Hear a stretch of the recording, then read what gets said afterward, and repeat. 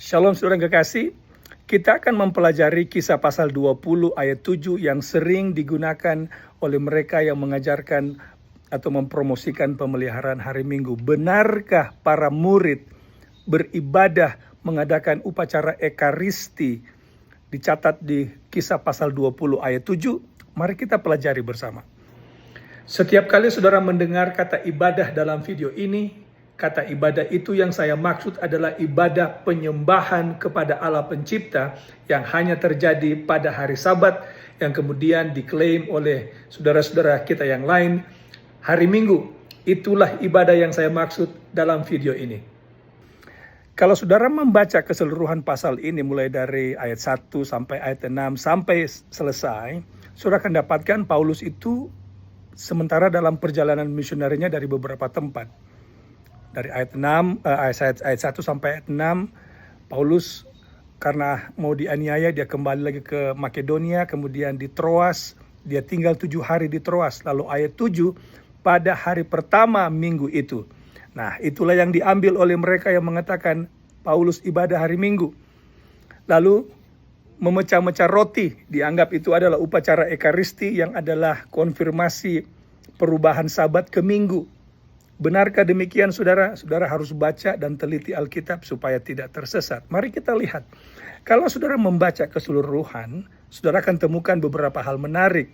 Yang pertama, peristiwa itu terjadi atau perkumpulan di mana Paulus memecah-mecah roti dan makan bersama dengan murid-murid yang lain atau teman-teman sepelayanan yang lain, itu terjadi sampai dini hari. Kalau ini digunakan untuk membela pemeliharaan hari Minggu, katakanlah ini ibadah hari Minggu, bayangkan saudara ibadah hari Minggu pagi, sampai berlangsung sampai siang, lalu sampai sore, sampai malam, tengah malam, dini hari. Pertanyaannya, adakah ibadah berlangsung sepanjang itu atau selama itu? Tidak ada saudara. Kalau begitu, yang sangat mungkin terjadi di kisah 20 ayat 7, perkumpulan ini terjadi hari Sabtu petang sesudah matahari terbenam. Penulis Alkitab memahami bahwa perhitungan hari selalu dimulai ketika matahari terbenam. Jadi sangat mungkin ini terjadi Sabtu petang sesudah matahari terbenam. Kemudian, itu yang pertama. Lalu memecah-mecah roti, apakah ini ekaristi yang kemudian dianggap sebagai ibadah? Saudara kekasih, tidak demikian. Ini bukanlah ibadah atau perjamuan kudus, tapi ini hanyalah mereka mengadakan pertemuan karena Paulus hendak meneruskan perjalanan misionarisnya ke tempat yang lain. Lagi pula, konsep memecah-mecah roti berdasarkan tulisan Rasul Lukas bukanlah ibadah. Saya beri contoh kepada saudara. Rasul Lukas yang menulis buku Lukas di pasal 24, saudara mulai baca ayat panjang pasal itu, mungkin ayat 46 gitu ya. Yesus bertemu dengan 2 orang murid, yang satu bernama Kleopas, lalu ketika hari sudah menjelang malam, mereka mengundang Yesus ke rumah mereka. Yesus masuk, kemudian memecah-mecah roti dan mengucap syukur. Mereka makan di sana, tapi mereka bukan beribadah. Tapi Alkitab menyebutkan Yesus memecah-mecah roti. Tapi bukan ibadah saudara. Itu hanyalah fellowship biasa dengan 2 murid ini. Kemudian, saudara mesti ingat penulis Rasul Lukas adalah murid Yesus yang adalah pemelihara hari Sabat.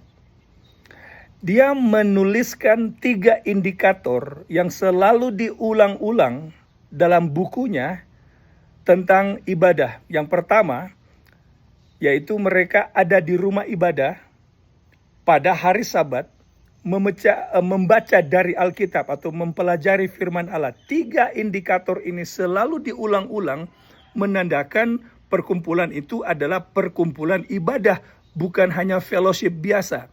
Saya beri contoh kepada saudara dalam kisah pasalnya yang ke-13 ayat 13 sampai 15, saudara akan temukan 3 indikator ini karena mereka memang beribadah pada hari Sabat di rumah ibadat, kemudian membaca dari firman Allah.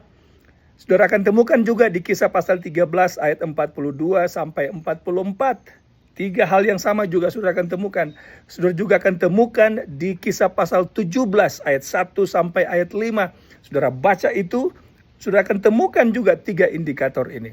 Ini juga diulangi di Kisah pasal 18. Nah, saudara yang kekasih, mulai dari Kisah 13, Kisah 17, Kisah 18, Rasul Lukas mencatat Paulus itu beribadah di Bait Allah, membaca dari Alkitab pada hari Sabat.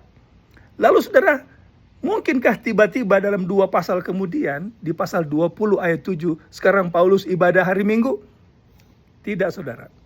Karena 3 indikator ini kita tidak temukan di Kisah pasal 20 ayat 7. Mereka tidak berada di rumah ibadat, bukan pada hari Sabat, juga tidak membaca firman Allah. Mereka tidak belajar Alkitab ketika mereka berkumpul. Memecah-mecah roti di sini saudara adalah hal yang biasa mereka lakukan.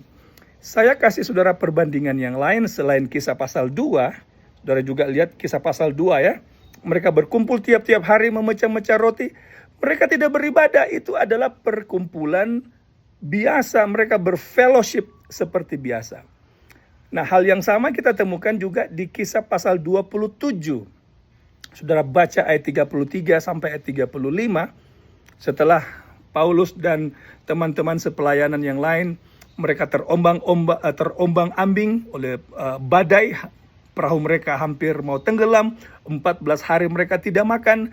Lalu ayat 33 sampai 35, Paulus menganjurkan mereka untuk makan. Lalu mereka memecah-mecah roti, mengucap syukur. Tapi apakah itu beribadah? Tidak saudara.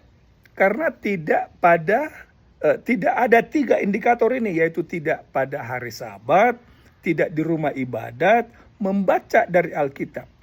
Memecah-mecah roti di buku Kisah Para Rasul pasal 2, pasal 20, dan pasal 27, semuanya hanyalah fellowship biasa.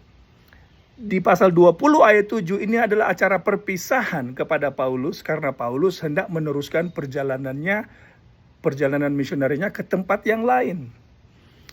Yesus juga saudara memecah-mecah roti, dicatat di Matius pasal 26.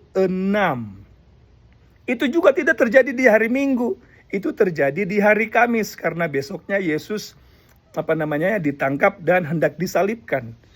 Jadi memecah-mecah roti tidak selalu dihubungkan dengan ibadah hari Minggu, saudara.